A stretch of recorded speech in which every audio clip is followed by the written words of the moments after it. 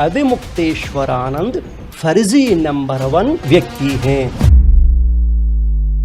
हिंदुस्तान वाकई खतरे में है। हिंदुस्तान तथाकथित संतों की वजह से खतरे में है। और तथाकथित संत कौन? शंकराचार्य स्वामी अविमुक्तेश्वरानंद जी जैसे लोगों की वजह से सनातन खतरे में है। और हिंदुस्तान खतरे में इसीलिए तथाकथित संतों की वजह से हिंदुस्तान खतरे में है। मैं आपको क्लियर कह दूं। और तथाकथित संत कौन? स्वयंभू शंकराचार्य अविमुक्तेश्वरानंद जी जैसे व्यक्तियों की वजह से अब सनातन खतरे में होने लग गया है। आध्यात्मिकता का प्रश्न है, धार्मिकता का प्रश्न है, और ये सारे प्रश्न चिल्ला चिल्ला करके कह रहे हैं कि ये व्यक्ति उस जगह के अयोग्य है, तत्काल इसको इस्तीफा ले लेना चाहिए। मुक्तेश्वरानंद जी, हमें अपने दिन भूलने नहीं चाहिए। सड़कों पर घसीट के जब लाठियों से पीटा गया था, उस मुख्यमंत्री से इस्तीफा लिया था क्या? पालघर के निहत्थे साधुओं को दौड़ा दौड़ा के मार डाला गया, उस मुख्यमंत्री से इस्तीफा लिया था क्या? अयोध्या में निहत्थे राम भक्तों को दौड़ा दौड़ा कर गोली से भून दिया गया था, उस वक्त मुख्यमंत्री से इस्तीफा लिया था क्या? और इतनी ही राजनीति में रुचि है तो आइए राजनीति ही करिए। योगी आदित्यनाथ से इस्तीफा चाहिए। अयोध्या में निहत्थे राम भक्तों को दौड़ा दौड़ा करके गोली से भून दिया गया था, उस समय इस्तीफा लिया था क्या? इतनी राजनीति में रुचि है तो आइए राजनीति करिए। इस देश में मुख्यमंत्री जनमत से बनता है, वोटिंग से बनता है, सांगठनिक और संवैधानिक योजना से बनता है। अपने मन से मुकुट पहनकर चांदी की कुर्सी पर बैठ जाने से कोई मुख्यमंत्री नहीं बन जाता है। आप कह देंगे और मुख्यमंत्री पद छोड़ देंगे। अविमुक्तेश्वरानंद सरस्वती का कहना है कि भगदड़ हो जाने से लोगों की जो मौत हुई है वह योगी आदित्यनाथ ने छुपाया है। अगर बताया होता तो हम लोग भोजन नहीं करते, हम लोग सूदक मानते हैं। क्या हम लोग उन मृत आत्माओं के लिए एक दिन भी उपवास नहीं रख सकते? क्या हम अपने उन मृत आत्माओं के लिए एक दिन उपवास नहीं रख सकते थे? इनके कारण भरोसा कर लिया कि अफवाह है। नहीं, बिल्कुल रखना चाहिए। मैं तो कहता हूं कि एक दिन नहीं, जितना आपको रखना है उतना रखिए आप उपवास। लेकिन एक सवाल मेरा महामंडलेश्वर जी आपसे है कि जब अखिलेश यादव के समय में महाकुंभ हुआ था, तब 70 के करीब लोग घायल हुए थे और 45 से ज्यादा लोगों की जान गई थी। तब आपने कितने दिन का उपवास किया था? उपवास तो छोड़िए, अखिलेश यादव की सरकार में अविमुक्तेश्वरानंद जी का इतना स्वागत सत्कार हुआ था, पहले ये देख लीजिए।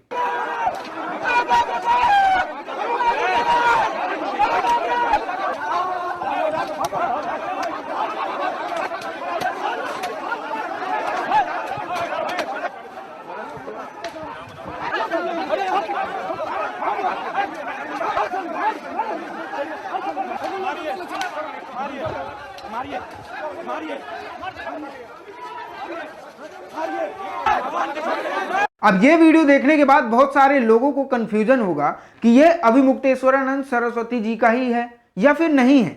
तो चलिए ये कंफ्यूजन भी दूर कर देते हैं। रात को 1 बजे बिजली काट करके अंधेरा करके लाठीचार्ज किया गया और हमको भी लाठियां मारी गई। हमारे साथ ये मुकुंदानंद जो उस समय मयंक शेखर मिश्र थे, ये थे, कृष्णा पराशर थे और दूसरे बच्चे थे 2 या 3, उनको भी लाठियां मारी गई। इसी के साथ बहुत सारे दूसरे भक्त थे, उनको भी लाठियां मारी गई। अब हम आपको ये बताते हैं कि इतना स्वागत होने के बाद भी अविमुक्तेश्वरानंद जी हमेशा अखिलेश यादव की तारीफ ही क्यों करते नजर आते हैं। लेकिन इससे पहले ये जानते हैं कि इनको लाठियां मारी ही क्यों गई थी। 2015 में काशी में गणेश जी की प्रतिमा का विसर्जन होने वाला था। बड़े धूमधाम और गाजे बाजे के साथ गणेश जी की प्रतिमा गंगा जी की तरफ ले जाई जा रही थी। इलाहाबाद हाईकोर्ट ने आदेश किया था कि गंगा में प्रतिमा का विसर्जन नहीं होगा क्योंकि प्रदूषण बढ़ रहा है। तभी रात में इनके ऊपर लाठियां चार्ज की गई थी। चलिए अब बताते हैं कि लाठी चार्ज होने के बाद भी अखिलेश यादव की तारीफ क्यों। 6 साल बाद यानी कि 2021 में जब हरिद्वार में कुंभ लगा, फिर अचानक अखिलेश यादव जी के एक संदेष्टा आए। उन्होंने कहा कि अखिलेश यादव जी यहाँ आकर के शंकराचार्य जी का आशीर्वाद लेना चाहते हैं। हम सोचा कि हमारे पास आ रहे हैं, देखा हमने तो हमने सोचा कि इनसे 2 बात तो करेंगे कि भाई ये क्या किया था तुमने। लेकिन जैसे ही वो आए हमारे सामने, उन्होंने हाथ जोड़े और पहला ही शब्द उन्होंने कहा, शरणागत हूँ। तो शरणागत हूँ ये शब्द कहने से हमारे मन में तत्काल विचार आया कि कोई व्यक्ति शरण में आया है तो फिर उसको स्वीकार करना चाहिए। अब देखने वाली बात यह है कि अखिलेश यादव ने इनके पैर छुए और आशीर्वाद लिया तो ये सब गलती भूल के उनका गुणगान करने लग गए। लेकिन अनंत अंबानी की शादी में देश के प्रधानमंत्री इनके पैर छूते हैं, इनसे आशीर्वाद लेते हैं। बावजूद इसके भी हमेशा ये योगी, मोदी और बीजेपी को गरियाते रहते हैं। जैसे अवध ओझा की वीडियो आपने उनके अपने सब्जेक्ट से बिल्कुल अलग देखी होगी। दबदबा, गुंडई, भौकाल वाली वीडियोस हमेशा उनकी वायरल होती रहती हैं। ठीक उसी तरह से अविमुक्तेश्वरानंद जी की ज्ञान देने वाली वीडियो कम, बीजेपी, योगी, मोदी को गरियाने वाली वीडियो ज्यादा वायरल रहती है। फिलहाल इस वीडियो में इतना ही। आप लोग क्या कुछ सोचते हैं ऐसे संतों के बारे में अपनी राय कमेंट करके जरूर बताएं। नमस्कार।